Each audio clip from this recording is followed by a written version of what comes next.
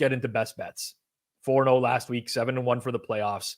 Because we got all of our picks right last week, we stick with the same order as previously. That means Dr. Eric Eager, who has now won not one, not two, or 3, 4, 5, 6 consecutive best bets in a row. He gets the party started for us today. Eric, what are you liking for your best bet this week and why?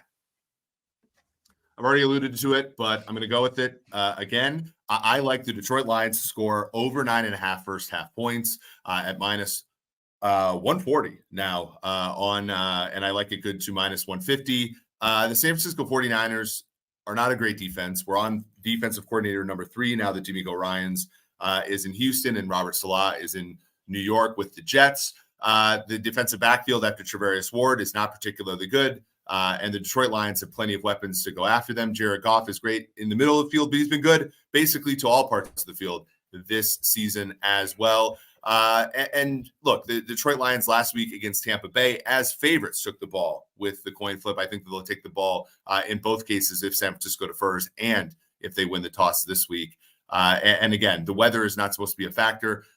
Get it while the getting's good here with the Detroit Lions over 9.5 first half points, team total in the first half this week in Santa Clara.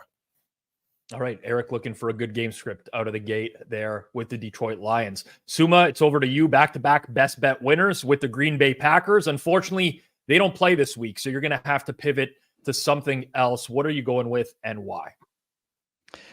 But I will try to attack that 49ers defense again, going with a prop. Jameson Williams over 28.5 receiving yards, minus 112 at Pinnacle. Like I said earlier, 49ers exceptionally well against passes over the middle of the field. By far the best passing defense. They are vulnerable when it comes to passes outside. I think that the Lions will try to run more to the outside and throw more to the outside, at least more than their season-long average. I think there will be opportunities for Jameson Williams to get open a few times down the field. Maybe one big play, maybe some right receiver screens that he might take some yards down the field.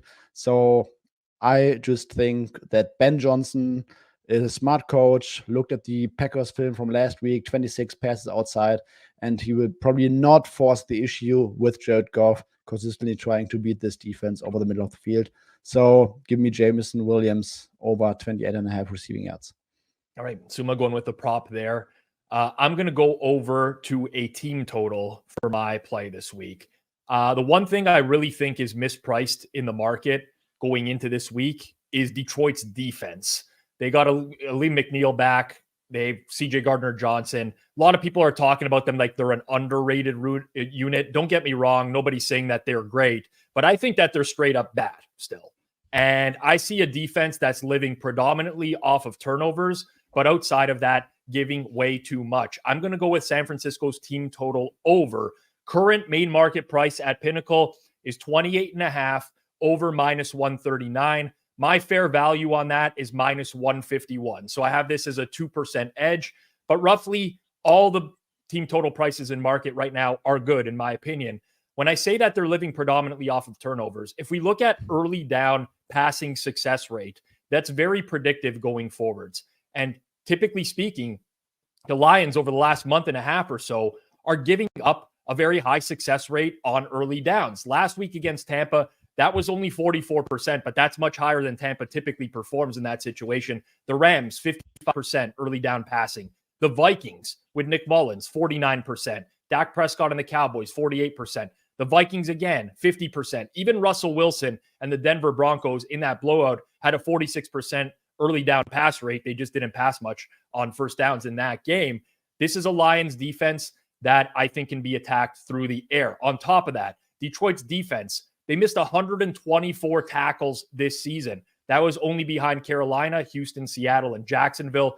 This is a recipe for disaster against San Fran, whose pass yards after completion is 6.6 this year, the highest in the league. You need to be a good tackling team in order to beat the 49ers. I think last week what we saw to Brock Purdy, some might call it nerves, and that's fair. We don't know for sure. I think a lot of that can be chalked up to the bad conditions and the rain. Brock Purdy has small hands. He previously played in the rain against Cleveland earlier this year, and he stunk in that game as well. So I'm looking to buy low on the San Fran offense against the defense that I think is really bad and can be attacked through the air. So give me San Fran's team total over in this game. And as always, it's a little bit of VIG, but we do track all the VIG here on Forward Progress. Going to end it off here with Hitman. Fezzik asked earlier, is Hitman going to go on a 2-0 win streak? Steven Robinson, one bet to save your life. Who you riding? He put you in there with Book It with Trent and Ben the Better. Unbelievably. Even producer Jason is taking shots. We have as many likes as Hitman has best bet wins. Not good enough. Nails. Everyone taking shots. There was some talk that Ben the Better was actually really sharp and just giving out the opposite, but you said that wasn't true, right, Rob? You had some confirmation on that? Well, here we go. We're not getting into these conspiracy theories again, okay? I am not Ben the Better. I am not. But either way, Hitman, the people, I mean, they're ragging you. They don't know how good of a bettor you are. It's on you. You're the responsible for your best bets. It's on you to show them. So you got another one here to assemble a streak this year. What's the best bet going to be and why? Going with Jared Goff under passing yards. Suma pretty much made a lot of the points that I was going to make about how Goff's strength is throwing over the middle of the field. No quarterback has a higher target rate over the middle of the field than him. And it's just a really bad matchup as far as going against San Fran's defense, which is first in EPA and success rate defending the middle of the field. And what's the other thing that we know about Goff is he's arguably the or one of the most sensitive quarterbacks in the league to pressure. He goes from second in EPA per play when kept clean to 18th when he's under pressure. San Francisco has a 40% pressure rate since they've acquired Chase Young. We spoke about their run defense being a little bit weaker. They're possibly developing into just a little bit of a run funnel. Jared Goff on the road goes from 8.1 to 7.1 yards per attempt. Speaking of that pressure, Jonah Jackson is going to be out for this game. Frank Ragnow is not practicing today. Going to suit up, but who knows if he's able to finish the game. It's a high number for Jared Goff in this matchup. He's been priced pretty similar or even lower than this number throughout the entire season. He was priced 258.5 against the Rams just 2 weeks ago, which is a significantly better matchup than the San Francisco 49ers. So I'm going to bank on a Knish misery and say that Jared Goff has a rough game. And hopefully the Lions don't advance to the Super Bowl as well as Jared Goff goes under.